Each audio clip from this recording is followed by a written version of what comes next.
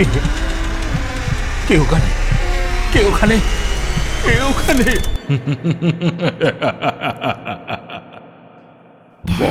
ভুতুরে, যেখানে জীবিত সব চরিত্র।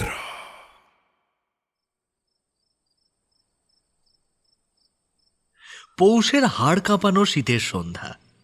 এই সময় উত্তর কলকাতার মঠ লেনের সংকীর্ণ গলিগুলোতে কুয়াশা যেন জমে পাথরের মতো স্থির হয়ে আছে।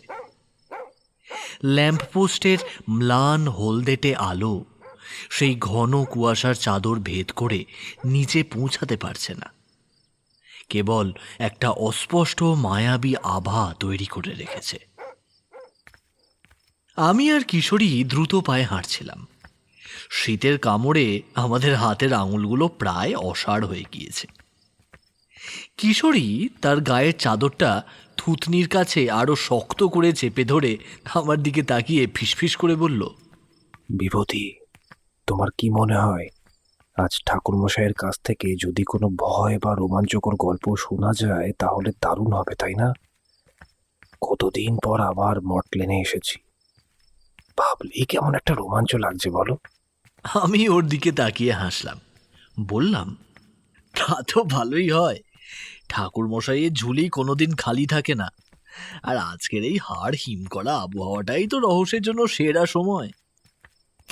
কিশোরী আর আমি একটা করে সিগারেট ধরিয়ে কথা বলতে বলতে যখন মঠ লেনে ঠাকুর মশাইয়ের জরাজীর্ণ বাড়ির দোরগোড়ায় পৌঁছলাম, তখন আমাদের অবস্থা শোচনীয়। দেহের হাড় পর্যন্ত হিম হয়ে গেছে। কাঠের দরজাটা আজ সামান্য ভেজানো ছিল।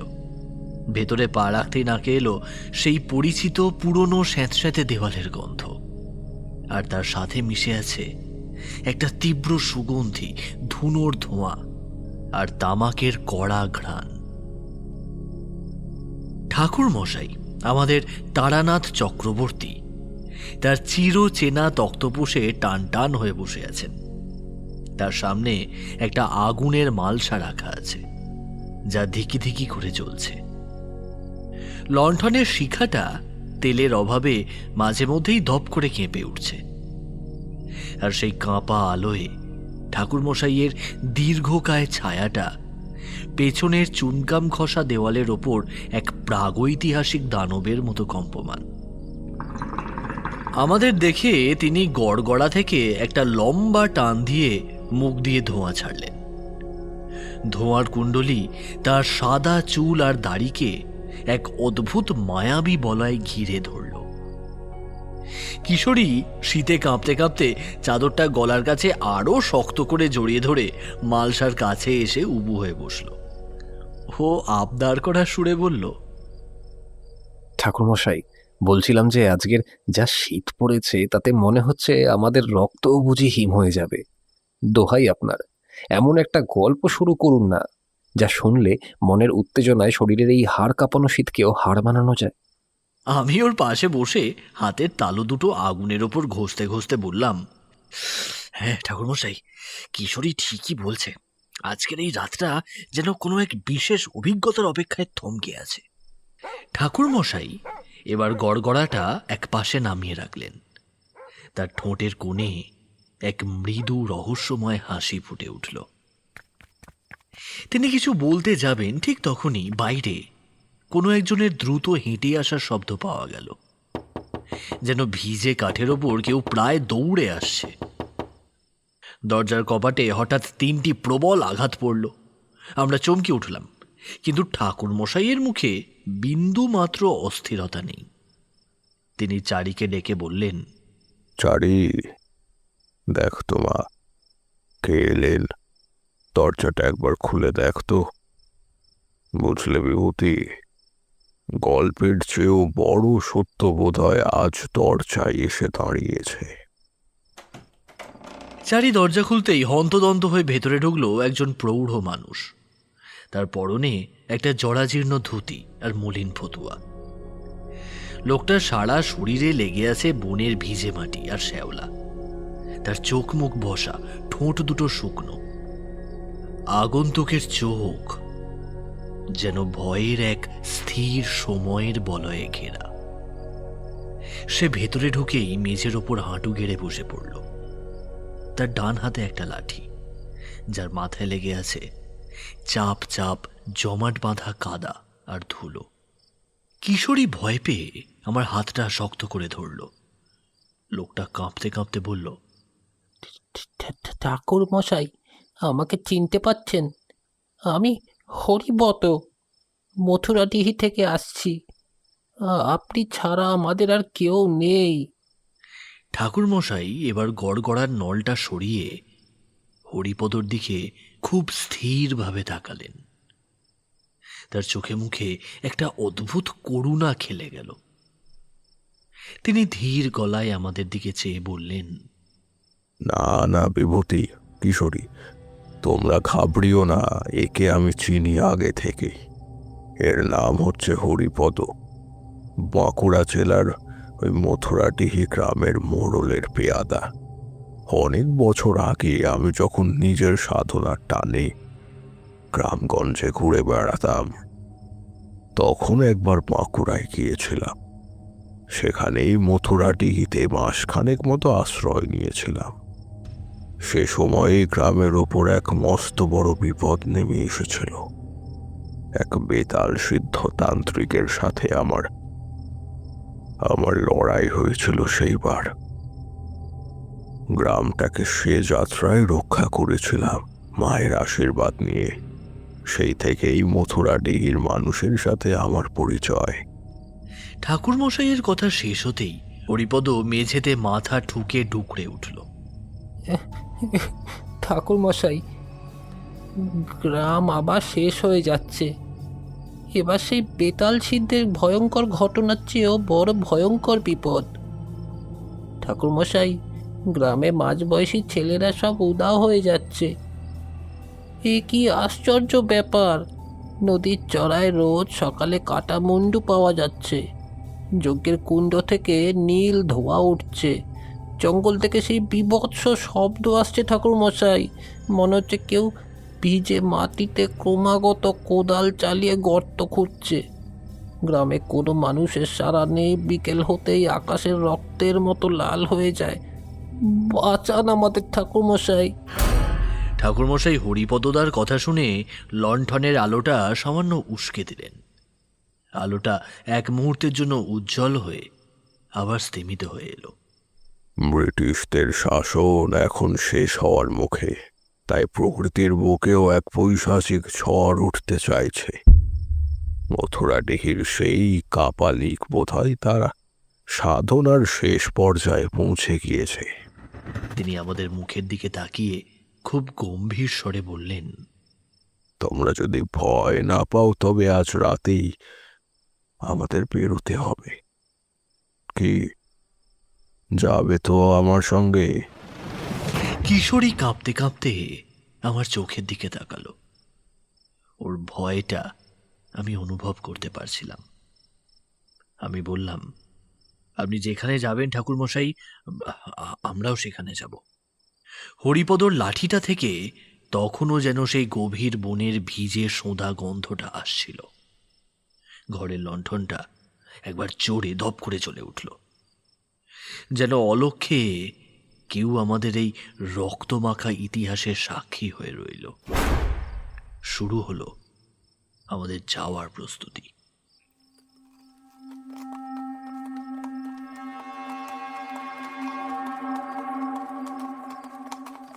আমরা চলেছি আমাদের অভিযানে।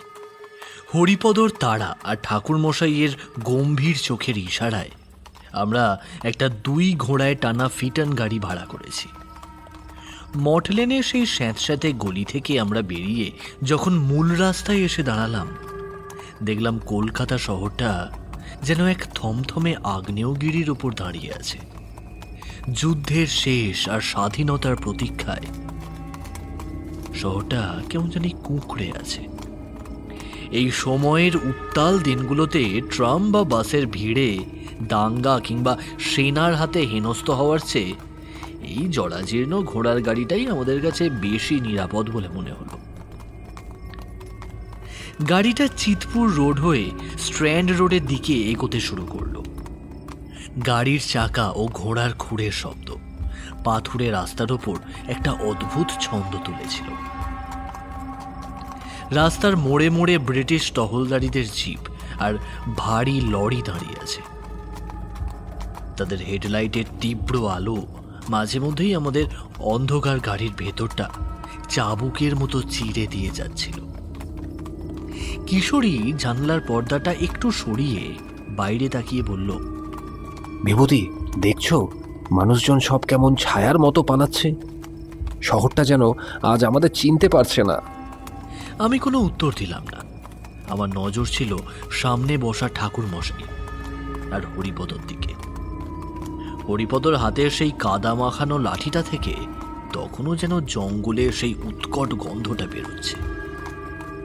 কিছুক্ষণ পরেই আমাদের গাড়িটা এসে উঠল সেই প্রকাণ্ড লোহার কাঠামোটার ওপর, নবনির্মিত হাওড়া ব্রিজ। গঙ্গার ওপরে তখন কনকনে ঠান্ডা হাওয়া দিচ্ছে, যার শোঁ শোঁ শব্দ শুনে মনে হচ্ছে যেন আড়াল থেকে ফিস ফিস করে কেউ কথা বলছে। ব্রিজের লোহার জয়েন্টগুলোর ওপর দিয়ে যখন চাকাগুলো যাচ্ছে, তখন একটা ভারী ধাতব শব্দ উঠছে। সেই শব্দের কম্পন গাড়ির মেঝের মধ্যে দিয়ে আমাদের শরীরের হাড় পর্যন্ত পৌঁছে যাচ্ছিল। ব্রিজের নিচে গঙ্গা বইছে, আর তার ওপর ব্রিজের বিশাল আকার লোহার শিকলগুলো যেন কোনো এক অতিকায় দানবের হাড়গোড়। ঠাকুরমশাই হঠাৎ জানলার বাইরে গঙ্গার দিকে তাকিয়ে দীর্ঘশ্বাস ফেলে বললেন, হ্যাঁ বিভূতি, এই ব্রিজের লোহার শিকলগুলো যত মজবুতই হোক, প্রকৃতির আদিম শক্তির কাছে এগুলো খেলনা মাত্র। মথুরাডিহির সেই অন্ধকার কিন্তু এই লোহার খাঁচা মানবে না, এই আমি বলে দিলাম। ঠাকুরমশাইয়ের কথা আমাদের বোধগম্য হলো না। ওনার এই কথার অর্থ কি তাও জিজ্ঞেস করার সাহস হলো না ওনার গম্ভীর মুখ দেখে। যাই হোক, দেখতে দেখতে একসময় আমরা পৌঁছলাম হাওড়া স্টেশনে। পেছনে পড়ে রইল সেই লোহার দানব আর গঙ্গার সেই হাড় হিম করা নিস্তব্ধতা। ঘোড়ার গাড়ি যখন হাওড়া স্টেশনের ব্যারিকেডের সামনে এসে থামল, তখন চারপাশ থেকে ধেয়ে এলো উদ্ধত বন্দুক হাতে একদল গোড়া সৈন্য। মেজারের কর্কশ ধমক শুনে কিশোরী আর আমি ভয় স্থির হয়ে রইলাম। হরিপদ তো প্রায় কাঁপতে কাঁপতে গাড়ির মেঝের ওপর বসে পড়েছে। সেই উত্তাল 1947 সালে ভারত বিভাজনের টানপোড়ন ও সাম্প্রদায়িক দাঙ্গার ভয়ে সান্ধ্য আইন জারি হয়েছে। রাস্তায় কোনো মানুষের চলাফেরা করা মানেই সাক্ষাৎ মৃত্যু। মেজর সাহেব এগিয়ে এসে আধো বাংলাতে গালমন্দ করতে করতে জিজ্ঞেস করলেন, আমরা এই সময় কোথায় যাচ্ছি? ঠাকুরমশাই ধীরে সুস্থে গাড়ি থেকে নামলেন। চোখে এক অদ্ভুত শান্ত চাউনি। খুব শান্তভাবে বললেন, সাহেব, এই লোকটা সদর মথুরাডিহি থেকে কলকাতায় এসেছে। ওর বাড়ির লোক সব কলেরায় মরণাপন্ন। আমি ওদের গ্রামের কবিরাজ। এখন না গেলে কাল সকালে হয়তো গোটা গ্রামটাই শ্মশান হয়ে যাবে। দয়া করে আমাদের পথ ছাড়ুন। ঠাকুরমশাইয়ের গলায় এমন একটা অদ্ভুত কম্পন ছিল যে কোনো ভাষা না বুঝলেও সাহেবরা তার আরতিটা ঠিক বুঝতে পারল। তিনি হরিপদর দিকে ইঙ্গিত করলেন। হরিপদ নিজের কাদা মাখা পা আর ধুলো মাখা জীর্ণ চেহারা নিয়ে মেঝের ওপর টুকরে কেঁদে উঠল। ওর সেই হাহাকার আর ঠাকুরমশাইয়ের শান্ত ব্যক্তিত্ব দেখে মেজারের মেজাজ যেন কিছুটা নরম হলো।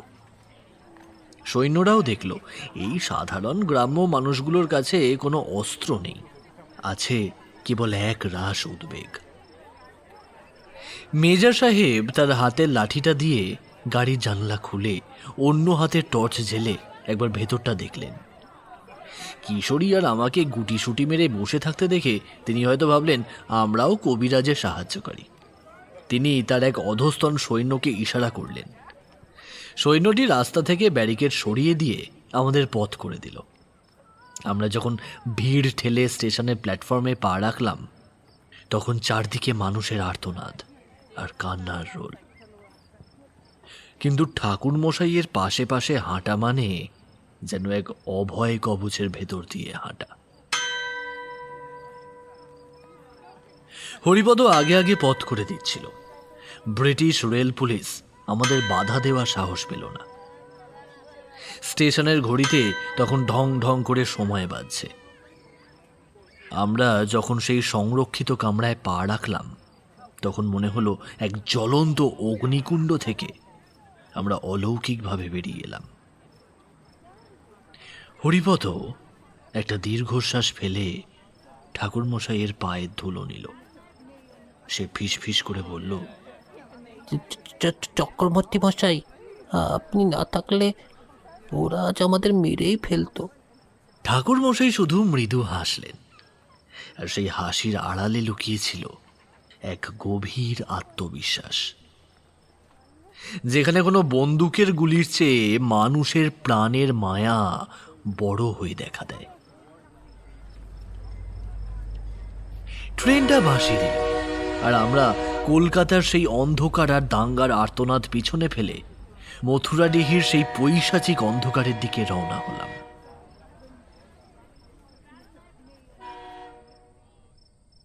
হাওড়া স্টেশন থেকে ট্রেনে চেপে যখন আমরা বাঁকুড়ায় নামলাম তখন বিকেল গড়িয়ে সন্ধ্যার সূচনা। ব্রিটিশ আমলের শেষ পর্যায়ে এখন। রেলওয়ে স্টেশনে গুটি কতক কুলি আর শ্বেতাঙ্গ সাহেবের আনাগোনা থাকলেও স্টেশন চত্বর ছাড়তেই চারপাশের জগৎটা যেন এক নিমেষে বদলে গেল।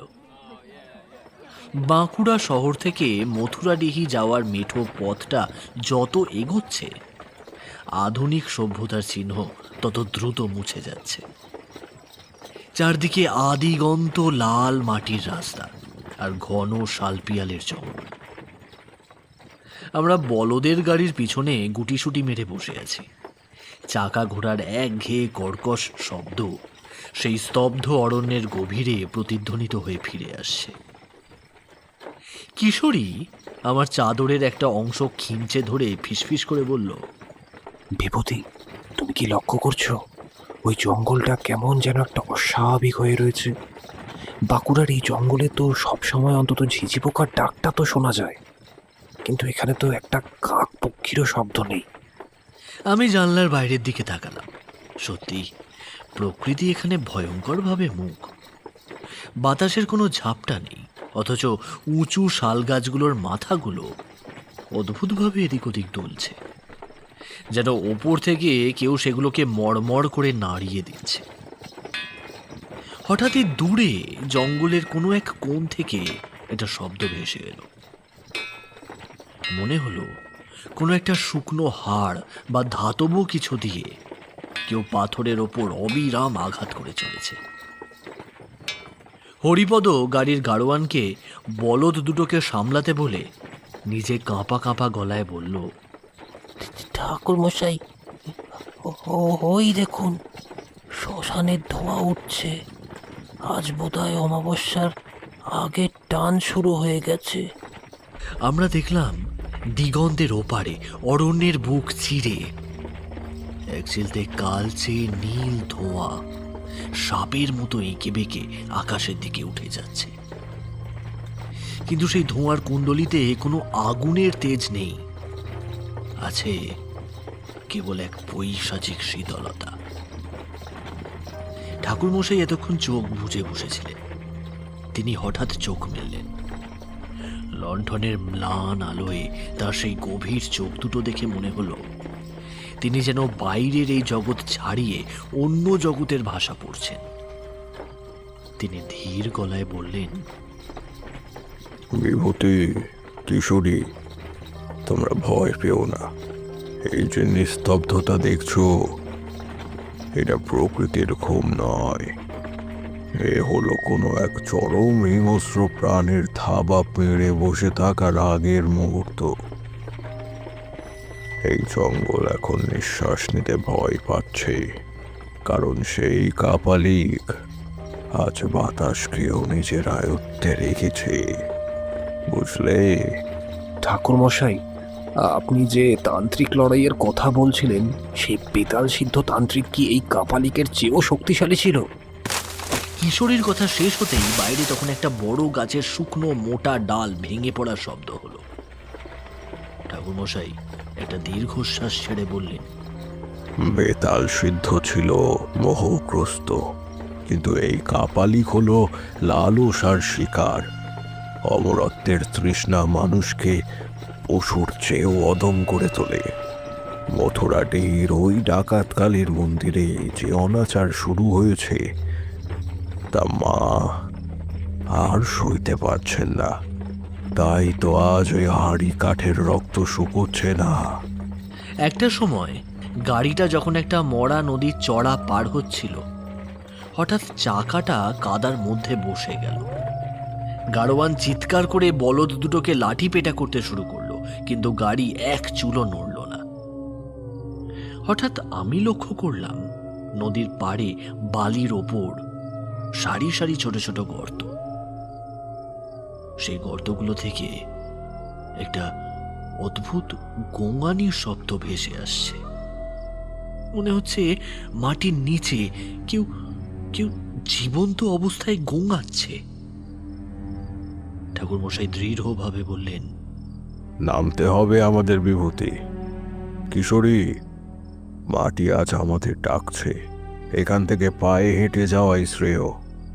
হরিপদ গারোয়ানকে বলো বলদগুলোকে খুলে দিতে। ওরা আর এগোতে পারবে না, ওদের গায়ের লোম খাড়া হয়ে উঠেছে। ঠাকুরমশাইয়ের নির্দেশ মতো আমরা সেই কাদার উপরে পা রেখে কিছুটা চলার পর লাল মাটির রাস্তায় এসে পড়লাম। সেই প্রথম অনুভূতিটা ছিল এক গভীর হিমের স্পর্শ। মাটির নিচ থেকে যেন এক পৈশাচিক কম্পন আমাদের পায়ের পাতা দিয়ে সরাসরি হৃৎপিণ্ডে পৌঁছে যাচ্ছে। ও বাবা গো, এ কি? কিশোরী হঠাৎ একটা আর্তনাদ করে আমার হাতটা খিমচে ধরল। আমি স্তম্ভিত হয়ে দেখলাম ওর পায়ের ঠিক পাশেই একটা মাটির গর্ত থেকে বেরিয়ে আসছে মানুষের কঙ্কালের মতো 5টা নড়বড়ে আঙুল। সেই আঙুলগুলো যেন খামচে ধরে মাটির উপরে উঠে আসতে চাইছে, আর সেই সাথে মাটির ভেতর থেকে ভেসে আসছে একটা চাপা হাড় ভাঙা শব্দ। ঠাকুরমশাই হরিপদ থেকে লাঠিটা নিজের হাতে নিয়ে সেই আঙুলগুলোর ওপর ঠেকিয়ে খুব শান্ত স্বরে বললেন, শান্ত হও, শান্ত হও ব্রাহ্মণ। আর কটা ঘন্টা, তারপর তোমাকে মুক্তির পথ দেখাবো। আশ্চর্য ব্যাপার, ঠাকুরমশাইয়ের ছোঁয়ায় সেই নড়বড়ে আঙুলগুলো মুহূর্তে নিস্তেজ হয়ে মাটির গভীরে মিলিয়ে গেল। নিস্তব্ধতা আবারও গ্রাস করলো আমাদের, কিন্তু সেই নিস্তব্ধতার বুক চিরে এবার অনেক দূর থেকে এক বিচিত্র নাদ ভেসে এলো। কে যেন গুরুগম্ভীর স্বরে মন্ত্র আওড়াচ্ছে। কাপালিক তার গভীর নিষিদ্ধের যজ্ঞ শুরু করেছে। আমাদের সাবধানে থাকতে হবে, বুঝলে বিভূতি? মাটির সেই অদ্ভুত শিহরণ আমাদের শিরদাঁড়া দিয়ে বয়ে যাচ্ছিল। ঠাকুরমশাইয়ের লাঠির ছোঁয়ায় কঙ্কালসার আঙুলগুলো সেইবার দমে গেলেও চারপাশের পরিবেশটা আরো বেশি ক্রূর আর ভয়ঙ্কর হয়ে উঠল। আমরা যখন মথুরাডিহি গ্রামের মূল বসতির দিকে পা বাড়ালাম, দেখলাম ব্রিটিশ আমলের সেই উত্তাল সময়ের কোনো চিহ্নই এখানে নেই। দেশভাগের অস্থিরতা বা আগত স্বাধীনতার আনন্দ সবই এই আদিম অন্ধকারের কাছে হার মেনেছে। গ্রামের ঘরগুলো খুব নিঝুম, জানলা কপাট এমনভাবে বন্ধ করা যেন ভেতরে কোনো মানুষই নেই। আছে কেবল এক রাশ জমাট বাঁধা আতঙ্ক। কোনো বাড়িতে একটা প্রদীপও জ্বলছে না। হরিপদ আগে আগে হাঁটছিল, তার হাতের লাঠিটা মাটির ওপর ঠুকছিল। সেই শব্দটা ছাড়া আর কোথাও কোনো প্রাণের স্পন্দন নেই। হঠাৎ কিশোরী আমার হাতটা চেপে ধরে ফিসফিস করে বলল, বিভূতি, একবার ওইদিকে তাকাও তো, কি একটা নড়ছে মনে হচ্ছে। আমি হ্যারিকেনটা উঁচু করে সেদিকে তাকালাম। অন্ধকার আকাশের গায়ে হেলান দিয়ে থাকা লম্বা তালগাছটার মাথায় কোনো পাতা নেই, কিন্তু গাছটা যেন যন্ত্রণায় ছটফট করছে। কোনো বাতাস নেই, অথচ গাছটা একবার বাঁয়ে আর একবার ডাঁয়ে হেলে পড়ছে। আর সেই প্রতিটি দুলুনির সাথে ওপর থেকে একটা তরল কিছু টপ টপ করে নিচের শুকনো পাতার উপর পড়ছে। আমি নাকে হাত চাপা দিলাম। সেই একই পচা মাংস আর পুরনো রক্তের উৎকট গন্ধ। ঠাকুরমশাই ধীর পায়ে এগিয়ে গিয়ে মোড়লের বাড়ির দোরগোড়ায় দাঁড়ালেন। অনেকবার তাকে ডাকার পরেও যখন সাড়া পাওয়া গেল না, তখন ঠাকুরমশাই নিজেই বাড়ির ভিতরে ঢোকার সিদ্ধান্ত নিলেন। জরা জীর্ণ কাঠের দরজায় হাত রাখতেই ভেতর থেকে একটা বীভৎস গোঙানির শব্দ এলো, যেন কোনো জন্তু ও কোনো মানুষ একে অপরের গলার নলি কামড়ে ধরার চেষ্টা করছে। আচমকা দেখলাম এই বৃদ্ধ বিধ্বস্ত মানুষ হাত জোর করে আমাদের দিকে এগিয়ে এলেন। বুঝলাম ইনি গ্রামের মোড়ল। মোড়ল মশাই এগিয়ে আসায় লণ্ঠনের ম্লান আলোয় তার মুখটা দেখে আমি আঁতকে উঠলাম। তার চোখের দুটো মণি সাদা হয়ে গেছে। তিনি ঠাকুরমশাইয়ের পা জড়িয়ে ধরে বললেন, ঠাকুরমশাই, ওই দেখুন, ব্রাহ্মণটার মাটি মানছে না, সে ফিরে আসছে। আমরা মোড়ল মশাইয়ের ঘরে ঢোকা মাত্র এক অসহ্য পচা সোঁদা গন্ধে আমাদের দম আটকে এলো। ঘরের ভেতরের পরিবেশটা এমন যে মনে হচ্ছে হাজার হাজার অদৃশ্য চোখ অন্ধকারের আড়াল থেকে আমাদের দেখছে। মোড়ল মশাই এবার ঠাকুর মশাইকে আশ্চর্য হয়ে জিজ্ঞেস করলেন, ঠাকুরমশাই, কেমন বিপদ আবার এলো বলুন তো? আর আমার ঘরেই এই বিপদ কেন আসছে? আমি তো কোনোভাবে এর সাথে যুক্ত নই। মোড়ল মশাই, আপনি যুক্ত নন বলেই তো আপনার ঘরে এই বিপদ। আপনি হলেন এই গ্রামের অধিপতি, গ্রামের মানুষের রক্ষাকর্তা হলেন আপনি। তান্ত্রিক বা কাপালিক যখন কোনো জনপদকে নিজের পৈশাচিক শক্তির অধীনে আনতে চায়, তখন সে প্রথমে সেই জায়গার কেন্দ্রবিন্দুকে আক্রমণ করে। আপনার ঘর হলো এই গ্রামের শক্তির আধার। আপনাকে ভয় পাইয়ে কাবু করতে পারলে বাকি গ্রামটাকে বশ করা ওর কাছে জল ভাতের মতন সহজ হয়ে দাঁড়াবে। এছাড়াও পৈশাচিক শক্তি সব সময় পবিত্র বা সাধারণ শক্তির জায়গা দখল করতে চায়। আপনি গৃহস্থ মানুষ, আপনার ঘরে ঈশ্বরের আসন রয়েছে। কাপালিক সেই আসনকে অপবিত্র করে নিজের অন্ধকার রাজত্ব কায়েম করতে চাইছে। এই যে সোঁদা গন্ধটা আর অদৃশ্য চোখের চাহনি দেখছেন, ওরা আপনার ঘরে বায়ুমণ্ডলে প্রাণশক্তি বা প্রতীক শুষে নিচ্ছে। পচা গন্ধটা আসছে কারণ আপনার ঘরের বাতাসটা এখন পৈশাচিক প্রভাবে পচতে শুরু করেছে। এই লড়াইটা কেবল মানুষের নয় মোড়ল মশাই, এ হলো আলো আর অন্ধকারের লড়াই। আপনি অশুভ শক্তিকে প্রশ্রয় দেননি বলেই আপনার ঘরটা আজ রণক্ষেত্র হয়ে দাঁড়িয়েছে। ঠাকুর মশাইয়ের কথা শেষ হওয়ার সাথে সাথেই ঘরের কোণে মোড়ল মশাইয়ের সেই পুরনো তক্তপোষটা থরথর করে কাঁপতে লাগলো। কোনো মানুষ কিন্তু সেটাকে নাড়াচ্ছে না, অথচ কাঠের পায়াগুলো মেঝের ওপর আছড়ে পড়ছে। সবচেয়ে বীভৎস দৃশ্যটা দেখলাম তক্তপোষের ঠিক মাঝখানে একটা অস্পষ্ট অবয়ব বসে আছে। সেটার কোনো মুখ নেই, হাত পা নেই, কেবল কুয়াশার মতো ধোঁয়া দিয়ে তৈরি একটা মানুষের আকৃতি। সেই ধোঁয়াটে অবয়বের বুকের মাঝখানে একটা গর্ত, আর সেই গর্তটা ঠিক মানুষের হৃৎপিণ্ডের মতো ধক ধক করছে। আর প্রতিটা স্পন্দনের সাথে সাথে ঘরটা কেঁপে উঠছে। ঠাকুর মশাই এক মুহূর্ত থমকে দাঁড়িয়ে থেকে এগিয়ে গেলেন। তিনি নিচের ঝোলা থেকে এক মুঠো ছাই নিয়ে সেই ধোঁয়াটে আকৃতিটার উপর ছুঁড়ে দিলেন। সাথে সাথে সারা ঘরটা একটা প্রকাণ্ড অমানসিক চিৎকারে কেঁপে উঠল। কিন্তু সেই চিৎকার ঘর থেকে আসেনি, মনে হলো আমাদের পায়ের তলার মাটির গভীর থেকে কেউ গলার নলি চিড়ে আর্তনাদ করছে। মেঝের আলগা মাটিগুলো ফেটে চৌচির হয়ে গেল, যেন মাটির নিচে কোনো এক জ্যান্ত দানব পাশ ফিরছে। মোড়ল মশাই, তড়িঘড়ি আগুন জ্বালান। সাধারণ কাঠ নয়, বেল কাঠের আগুন চাই। এই নিন বেল কাঠ, আমি সঙ্গে করে এনেছি। এ এক আত্মার আর্তনাদ, এক ব্রাহ্মণের আত্মা, যাকে কাপালিক শৃঙ্খলিত করে রেখেছে। ওকে মুক্তি না দিলে সমস্যা দূর হবে না মোটেই। জানলার পাল্লা সজোরে আছড়ে পড়ল। বাইরে থেকে একটা অদ্ভুত শব্দ এলো, যেন কেউ খুব দ্রুত হাতে কোদাল চালিয়ে মোড়লের ঘরের ঠিক নিচেই মাটি খুঁড়ছে। কিশোরী আর্তনাদ করে উঠল। আমি দেখলাম মেঝের মাটির ফাটল দিয়ে একটা লালচে ধোঁয়া সাপ হয়ে কুণ্ডলি পাকিয়ে উপরে উঠছে। ঠাকুরমশাই তার ঝোলা থেকে কিছু পেরেক আর হাড়ের ছোট টুকরো বের করলেন। তিনি মেঝেতে সেই হাড়ের টুকরো দিয়ে একটা বৃত্ত আঁকতে আঁকতে গম্ভীর গলায় বললেন, তোমরা সবাই এই বৃত্তের মধ্যে থেকো, কেউ বৃত্তের বাইরে পা দেবে না। কাপালিক আজ স্বয়ং আসছে। ওই শোনো হাড়ি কাঠের ডাক।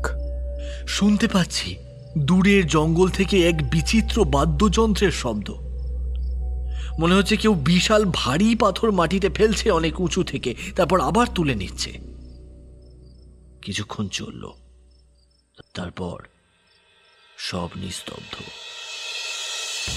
সেই নিস্তব্ধতার বুক চিরে ভেসে এলো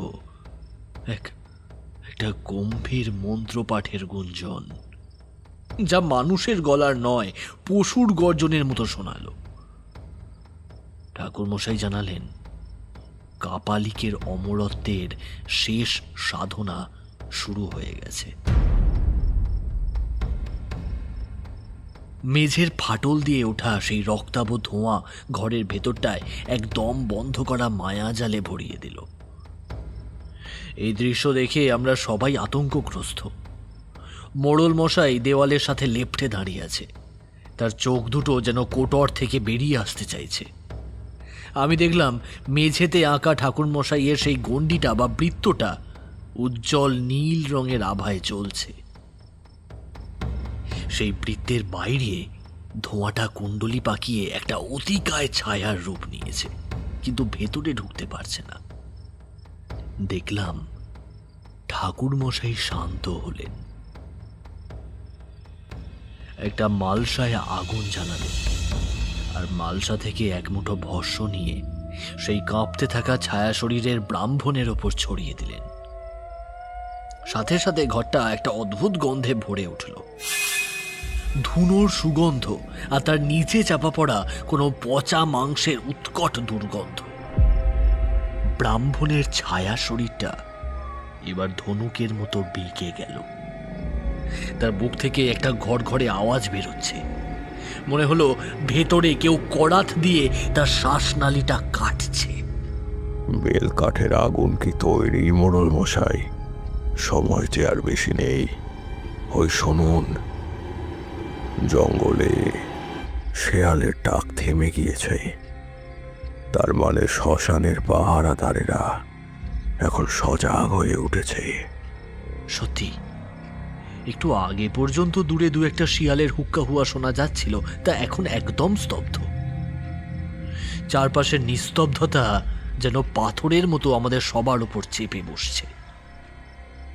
হঠাৎ জানলার ওপাশে একটা ছায়া দ্রুত সরে গেল, যেন কেউ কাদার উপর দিয়ে ভারী কিছু টেনে নিয়ে গেল। বিভূতি, কিশোরী, ভয় নেই, কোনো ভয় পেও না। বুঝেছি, এই কাপালিক মানুষের মন নিয়ে খেলে। ও তোমাদের কানে এমন কথা বলবে যা তোমরা শুনতে চাও, তোমাদের চোখে এমন ছবি দেখাবে যা তোমরা দেখতে চাও। মনে রেখো কিন্তু, এসবই মায়া। তোমরা সবাই শুধু এই বৃত্তের ভেতরে থাকবে, আর হাতের কাছে রাখা এই তামার পাত্রের জলটা দিয়ে মাঝে মধ্যে চোখে মুখে একবার জল ছিটিয়ে নেবে, বুঝতে পেরেছো? ঠিক সেই মুহূর্তে ঘরের মাটির মেঝের নিচ থেকে একটা শব্দ উঠতে শুরু করলো, যেন একটা বিশাল হৃৎপিণ্ড মাটির নিচে ধকধক করছে। শব্দের প্রাবল্য এতই বেশি যে ঘরের আসবাবপত্রগুলো কাঁপতে শুরু করলো। তাকে রাখা পিতলের ঘটিটা মেঝেতে পড়ে গেল। বাইরে থেকে হঠাৎ একটা নারী কণ্ঠের গুনগুন ভেসে এলো, অত্যন্ত মধুর, কিন্তু সেই সুরের ভেতরে একটা হিম শীতল বিষাদ মাখানো। বিভূতি, এই গানটা কি আমার মা গাইছে? ঠিক মার গলার মতোই তো শোনাচ্ছে, তাই না? না কিশোরী, এ মায়ের গলা নয়। ঠাকুর মশাইয়ের কথা মনে করো, এটা মায়া। ঠাকুর মশাই এবার ঘরের মাঝখানে দাঁড়িয়ে দু হাত উপরে তুলে তিনি এক বিচিত্র মন্ত্র শুরু করলেন। হং চং জয়ী জয়ী মারয় মারয় তমসানাশায় বলং। মন্ত্র চলতে চলতে হঠাৎ ঘরের দরজাটা প্রবল শব্দে কেঁপে উঠল। কেউ যেন সজোরে ধাক্কা দিচ্ছে, কিন্তু সেই ধাক্কা কোনো মানুষের নয়। মনে হলো একটা প্রকাণ্ড হাতির সমান কোনো শক্তি কবাটে আছড়ে পড়ছে। দরজার ফাঁক দিয়ে আমরা দেখলাম বাইরে কেউ নেই, শুধু শূন্য বাতাসটা যেন জমাট বেঁধে অন্ধকার হয়ে আছে। ঠাকুর মশাই তার কাঠের লাঠিটা দিয়ে মেঝেতে সজোরে আঘাত করলেন। সাথে সাথে সেই ধাক্কা থেমে গেল। তিনি জানলার পাল্লাটা খুলতেই আমরা শিউরে উঠলাম। মোড়ল মশাইয়ের উঠোনে রাখা তুলসী তলাটা ফেটে চৌচির হয়ে গেছে, আর সেই ফাটল দিয়ে বেরিয়ে আসছে একটা নীল রঙের তরল, যা থকথকে রক্তের মতো বয়ে যাচ্ছে বাইরের দিকে। শুরু হয়ে গিয়েছে। কাপালিক তার সেই সুপাচার সম্পন্ন করতে যাচ্ছে। অমাবস্যার চাঁদ উঠবার আগেই আমাদের এই মন্দিরে পৌঁছতে হবে। বিভূতি, লণ্ঠনটা নাও, তোমরা সবাই আমার সাথে চলো। মনে আছে আজ রাতে বাঁকুড়ার এই জঙ্গলে এমন কিছু দেখবে যা মানুষের ধারণার বাইরে। আমরা বনের পথ ধরে হাঁটছি, পায়ের নিচে শুকনো পাতার শব্দ। হঠাৎ আমার মনে হলো আমার কানের খুব কাছে কেউ ফিসফিস করে বলছে, ফিরে যা বিভূতি, ফিরে যা। এই অভিশপ্ত মাটি তোকে গিলে নেবে, তুই এক্ষুনি ফিরে যা। আমি ভয়ে ঘামতে শুরু করলাম। হঠাৎ সামনে একটা জলাশয় পড়ল। সেই জলের ওপর দিয়ে মনে হলো কয়েকশো জ্বলন্ত চোখ আমাদের দিকে তাকিয়ে আছে। ব্যাঙ বা সাপের চোখ নয়, ওগুলো ওগুলো ওগুলো হয়তো কোনো অপার্থিব প্রাণীদের চোখ জ্বলজ্বল করছে, যেন কোনো আদিম আতঙ্কের হাতছানি। ঠাকুর মশাই শান্ত গলায় বললেন, ওগুলো মৃত ব্রাহ্মণদের চোখ বিভূতি। ওরা মুক্তি চায়। তোমরা ভয় পেও না, ওরা তোমাদের কোনো ক্ষতি করবে না। ওনার কথা শেষ হতেই হঠাৎ সামনের বনের অন্ধকারে এক বিশাল আকৃতির মানুষের ছায়ামূর্তি দেখা গেল। তার হাতে একটা প্রকাণ্ড খড়গ। সেই খড়গের ফলায় অন্ধকারের মধ্যেও এক উজ্জ্বলতা। ছায়াটা কোনো শব্দ না করে আমাদের দিকে এগিয়ে আসছে। ঠাকুরমশাই থামলেন। তিনি ঝোলা থেকে একটা সিঁদুর মাখানো হাড়ের টুকরো বের করে সজোরে ছুঁড়ে মারলেন সেই ছায়ার দিকে। এক মুহূর্তের জন্য একটা বিকট চিৎকার আকাশ বাতাস কাঁপিয়ে দিল।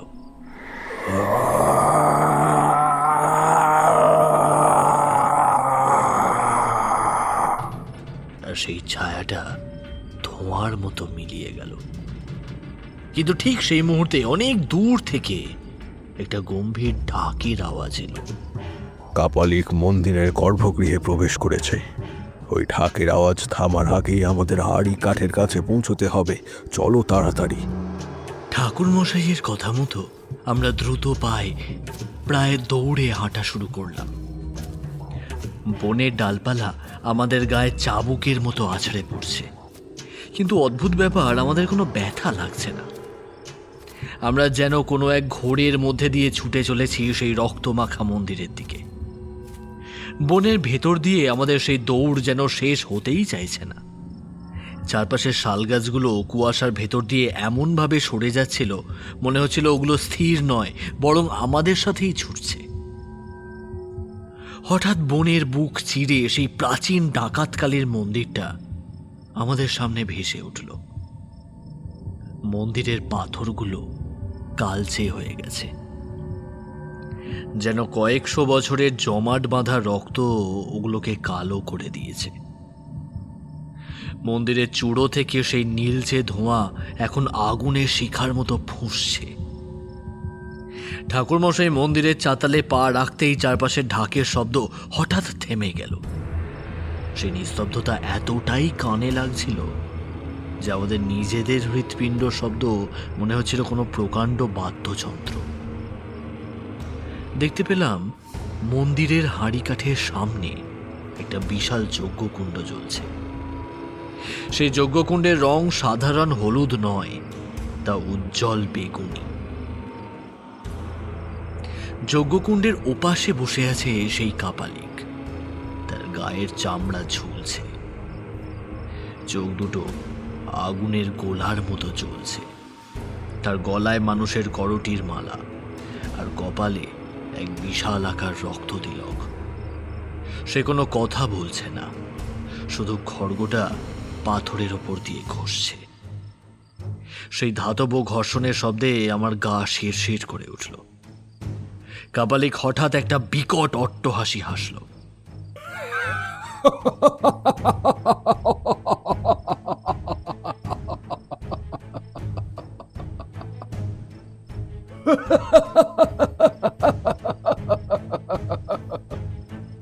সেই হাসিতে মন্দিরের দেওয়ালগুলো থরথর করে কাঁপতে লাগলো।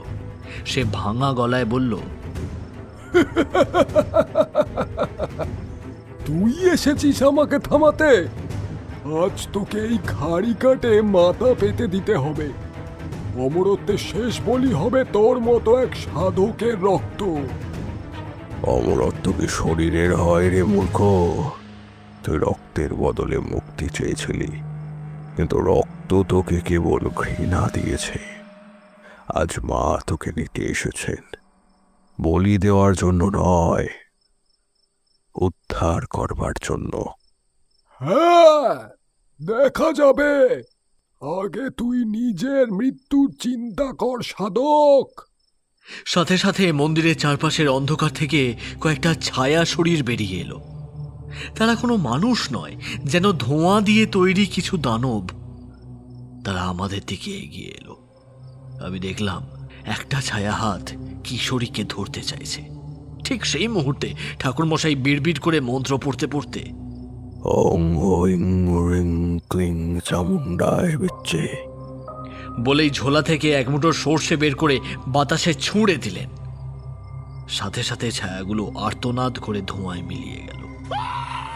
কাপালিক এবার উঠে দাঁড়ালো। সে তার খড়গটা যজ্ঞের আগুনের ওপর ধরল। আগুনের শিখাটা খড়গের ফলায় নীল হয়ে চলে উঠল। সে এক পা দু পা করে ঠাকুরমশাইয়ের দিকে এগিয়ে আসতে লাগলো। তার প্রতিটা পদক্ষেপের সাথে সাথে মন্দিরের চাতালটা কেঁপে উঠছে। ঠাকুরমশাই এবার তার ঝোলা থেকে সেই পুরনো শাঁখটা বের করলেন। তিনি জোরে ফুঁ দিলেন। সেই শঙ্খধ্বনি সাধারণ ছিল না, মনে হলো সহস্র বজ্রপাত একসাথে আকাশ থেকে নেমে আসছে। সেই শব্দের আঘাতে কাপালিক থমকে গেল। তার হাতের খড়গটা থরথর করে কাঁপতে শুরু করলো। হঠাৎ মন্দিরের গর্ভগৃহের ভেতরে রাখা কালী মূর্তিটা যেন নড়ে উঠল। মাটির মূর্তির চোখ দুটো পলক ফেলল। আমি দেখলাম মূর্তির জিভ থেকে সত্যিকারের তাজা রক্ত চুইয়ে পড়ছে। সেই রক্তের শব্দটা এই রণক্ষেত্রের মাঝেও স্পষ্ট শোনা যাচ্ছিল। ঠাকুরমশাই গর্জে উঠলেন, বিভূতি, কিশোরী, চোখ বন্ধ করো, মা আসছেন। আমি চোখ বন্ধ করার ঠিক আগে দেখলাম ঠাকুরমশাই তার নিজের হাতের তালু এক টুকরো ধারালো ছুরি দিয়ে চিরে ফেললেন। নিজের রক্ত দিয়ে তিনি হাড়ি কাঠের ওপর একটা চিহ্ন আঁকলেন। আকাশ জুড়ে এবার শুরু হলো প্রবল গর্জন। এক বিশাল আকার ঘূর্ণি আমাদের উড়িয়ে নিয়ে যেতে চাইল, কিন্তু ঠাকুরমশাইয়ের দেওয়া রুদ্রাক্ষ আমাদের রক্ষা করল। অন্ধকারেও আমি শুনতে পাচ্ছিলাম সেই হাঁড়ি কাঠের থেকে আসা আর্তনাদের শব্দ, যেন কোনো প্রাচীন যুগের বলি হওয়া মানুষের করুণ আর্তনাদ। এক মুহূর্তের জন্য মনে হলো মহাকাল স্বয়ং তার অট্টহাসি হেসে উঠলেন।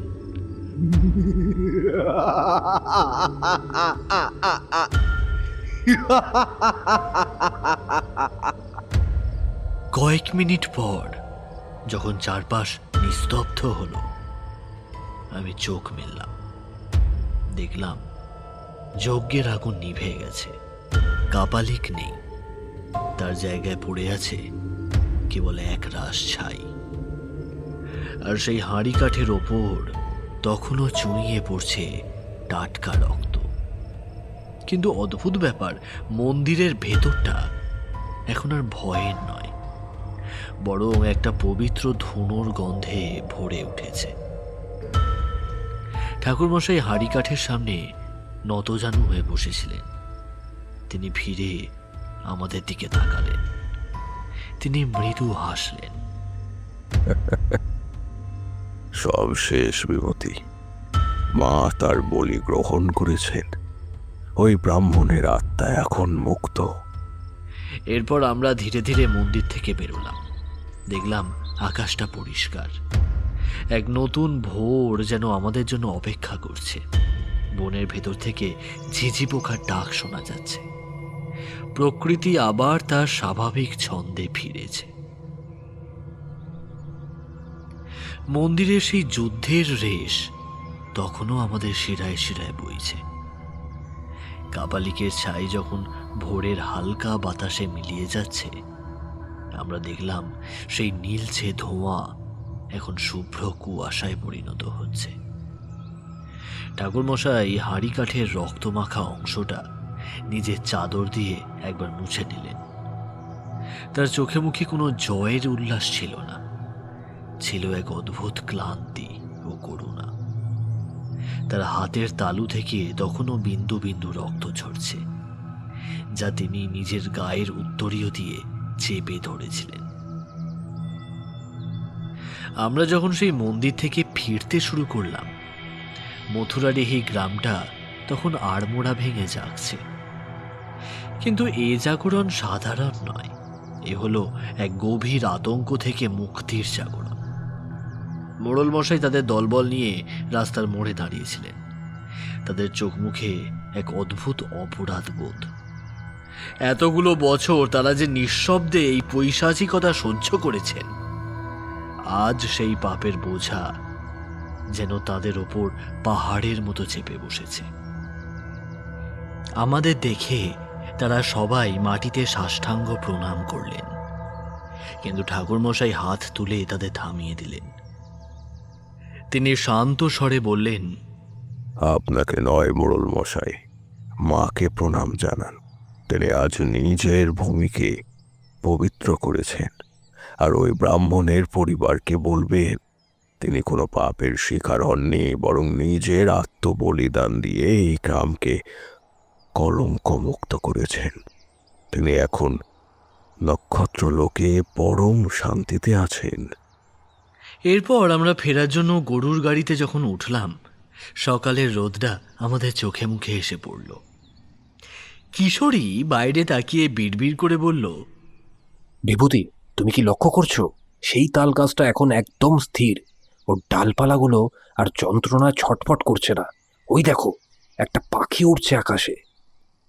সত্যি, প্রকৃতি তার স্বাভাবিক রূপ ফিরে পেয়েছে।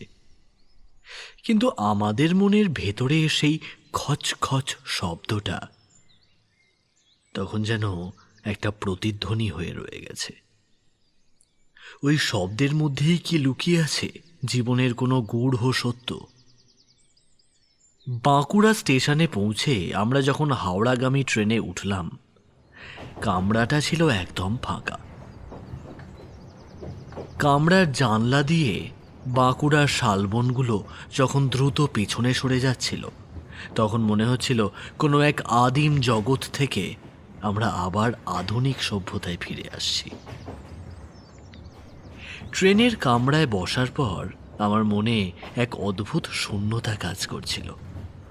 47-এর এই সময়টাতে যখন ভারত আর পাকিস্তান নামে দুটি নতুন রাষ্ট্র জন্ম হচ্ছে, যখন মানুষে মানুষে হানাহানি চরমে, তখন মথুরাডিহির এই ক্ষুদ্র ঘটনাটা যেন এক বিশাল রূপক হয়ে আমার সামনে দাঁড়ালো। মানুষের তৈরি সীমানা যতই বড় হোক না কেন, অলৌকিক আর পৈশাচিকতার কোনো সীমানা নেই। কিশোরী ট্রেনের জানলায় মাথা দিয়ে বাইরে তাকিয়েছিল। হঠাৎই ও ফিসফিস করে বলল, বিভূতি, তুমি কি লক্ষ্য করছো ট্রেনটা যত জোরেই ছুটছে, বাইরে সেই ঠক ঠক শব্দটা কিন্তু পিছু ছাড়ছে না। চাকার শব্দের সাথে ওটাও যেন তাল মিলিয়ে চলছে। আমি কান পাতলাম। ট্রেনের চাকার একঘেয়ে ঝিকঝিক শব্দের আড়ালে সত্যিই কি কোনো ধাতব শব্দ শোনা যাচ্ছে?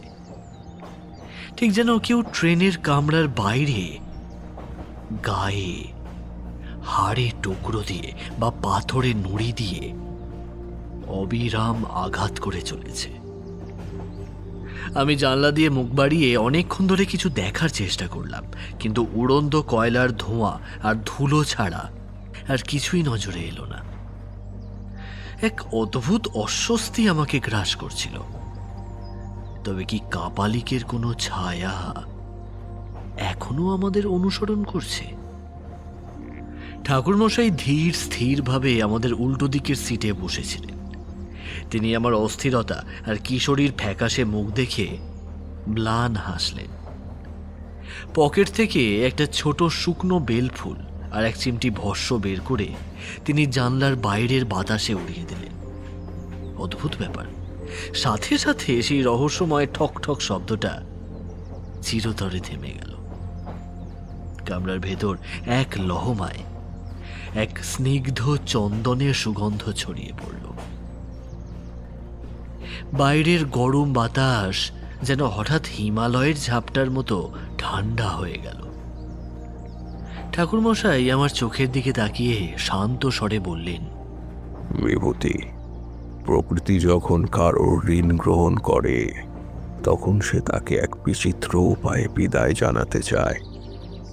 এটা কোনো অশুভ ছায়া ছিল না, ওটা ছিল সেই মুক্ত আত্মার কৃতজ্ঞতা। মথুরাডিহির সেই অভিশপ্ত ব্রাহ্মণ এখন আর মাটির নিচে অন্ধকার গহরে গোঙাচ্ছে না। সে এখন পঞ্চভূতে বিলীন হয়ে বাতাসের অংশ হয়ে রয়েছে। এই শব্দটা ছিল তার বিদায়ী অভিবাদন। হাওড়া স্টেশনে নেমে আমরা এবার যাব কলকাতার দিকে। বুঝলাম আমাদের তিলোত্তমা সন্ধ্যার অন্ধকারে ডুবে গেছে।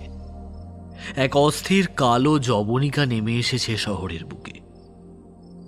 হাওড়া স্টেশনের বাইরে যেমন ছিল শরণার্থীদের ভিড়, মানুষের হাহাকার আর ব্রিটিশ সেনাদের বুটের শব্দ খটখট, এই তিলোত্তমার রাস্তার ধারে তাদের জ্ঞাতি ভাইদের বসবাস দেখে মনটা দুঃখে ভরে গেল।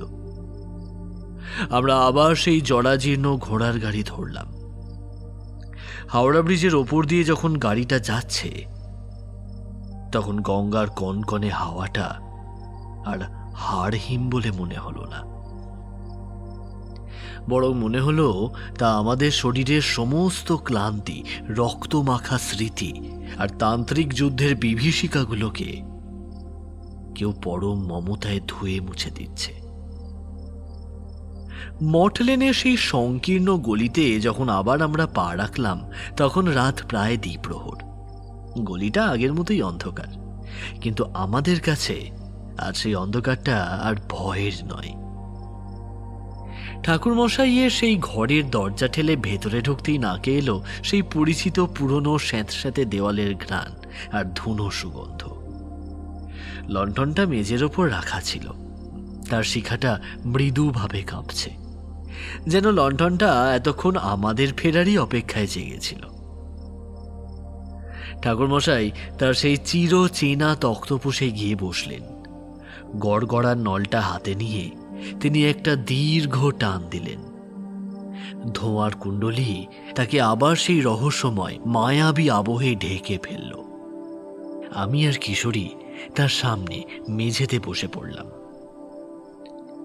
ঠাকুরমশাই আমাদের দিকে চেয়ে এক গভীর প্রশান্তির স্বরে বললেন, বিভূতি, কাপালিক অমর হতে চেয়েছিল অন্যের রক্ত শুষে নিয়ে, কিন্তু সে শেষ পর্যন্ত ধ্বংস হয়ে ছাই হয়ে গেল। এটাই হলো অহংকারের নিয়তি। আর এই সাধারণ ব্রাহ্মণ অমর হয়ে রইলেন আমাদের স্মৃতিতে তার যন্ত্রণার মাধ্যমে। মানুষের শরীরটা নশ্বর বিভূতি, শুধু হাড় মাংসের স্তূপ। আসল হলো তার কর্ম আর ত্যাগের সংস্কার। কাপালিক চেয়েছিল কালকে জয় করতে, কিন্তু সে জানত না যে মহাকাল কাউকেই অমরত্ব দেন না, কেবল বিচার করে। তিনি একটু থামলেন। ঘরের কোণে রাখা পুরনো পিলসুজটা থেকে একটা শিখা হঠাৎ তেলের অভাবে নিভে গেল, কিন্তু ঠাকুরমশাইয়ের চোখ দুটো অন্ধকারেও মনির মতো জ্বলছে। ঠাকুরমশাই আবার বলতে শুরু করলেন, তোমরা যে ভয়টা পেয়েছিলে মথুরাডিহিতে, সেটা ছিল মানুষের অন্ধ লালস আর বিভৎস প্রতিচ্ছবি। কাপালিককে আমি মারিনি বিভূতি, তাকে তার নিজেরই সৃষ্টি করা নরক গিলে খেয়েছে। আমি তো কেবল মার হাড়ি কাঠটা ঠিক সময় তার সামনে এগিয়ে দিয়েছিলাম। মনে রেখো, বড় তান্ত্রিক সে নয়, যে মরা জাগাতে পারে বা মৃতদেহের ওপরে বসে মন্ত্র পড়ে, বরং সেই আসল এবং প্রকৃত তান্ত্রিক যে বিপন্ন আত্মাকে মুক্তির দিশা দেখাতে পারে এবং মানুষের মনের ভেতরকার অসুরকে মারতে পারে। কিন্তু ঠাকুরমশাই, সেই হাড়ি কাঠের রক্তের দাগ ফিরে আসার সময়ও আপনি বললেন ওটা ভিজে ছিল। ওটা কি তবে অমঙ্গলের একটা সংকেত? ঠাকুরমশাই লণ্ঠনের শিখাটা একেবারে কমিয়ে দিলেন। ঘরটা তখন প্রায় অন্ধকারে ডুবে গেছে। তিনি মৃদু গলায় বললেন, না কিশোরী, ওটা শুভ সংকেত। হাড়ি কাঠের রক্ত মানে হলো মা অশুভ শক্তির বলি গ্রহণ করেছেন। ওই রক্তের শেষ ফোঁটাটা ছিল কাপালিকের অস্তিত্বের অবসান। গ্রাম এখন শান্ত। কাল থেকে মথুরাডিহির নদীর চড়ায় আর কোনো নতুন গর্ত খুঁড়তে হবে না। মায়েরা নির্ভয়ে তাদের সন্তানদের ঘুম পাড়াবেন। মুক্তি পাবে সেই হাজারো বিদেহী আত্মা যারা কাপালিকের মায়া জালে এতদিন বন্দী ছিল। শান্তি ফিরবে সেই রুক্ষ লাল মাটিতে। আমি বুঝতে পারলাম ঠাকুরমশাই আমাদের শুধু একটা অলৌকিক রোমাঞ্চকর অভিজ্ঞতার অংশীদার করেননি, শিখিয়েছেন জীবনের এক পরম এবং কঠোর সত্য। মানুষের অস্তিত্বের চেয়ে বড় কোনো তন্ত্র নেই, আর দয়ার চেয়ে বড় কোনো ঐশ্বরিক শক্তি নেই। মথুরাডিহির সেই রক্ততিলক আসলে এক চূড়ান্ত মুক্তিরই ঘোষণা। রাত হয়েছে। মঠলেনের বাইরে এখন এক নিবিড় নিস্তব্ধতা। আমরা ঠাকুরমশাইয়ের কাছ থেকে বিদায় নিয়ে যখন বাইরে এলাম, দেখলাম মাথার ওপর কালো আকাশটা থেকে কুয়াশা সম্পূর্ণ কেটে গিয়ে বিশাল এক নক্ষত্রখচিত চাঁদহীন নীল আকাশ জেগে আছে। এক চিলতে অমাবস্যার পর ক্ষীণ চাঁদ উঁকি দিচ্ছে দিগন্তে। সেই চাঁদের ম্লান আলোর দিকে তাকিয়ে আমার মনে হলো, ঠাকুরমশাইয়ের মতো মানুষেরা আজও প্রদীপের মতো সেই অন্ধকারকে শাসন করার ক্ষমতা রাখেন।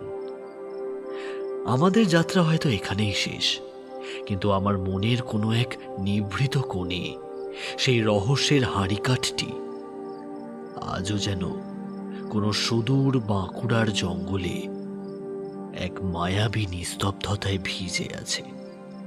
সেই পরবর্তী শুভ সংকেতের প্রতীক্ষায়।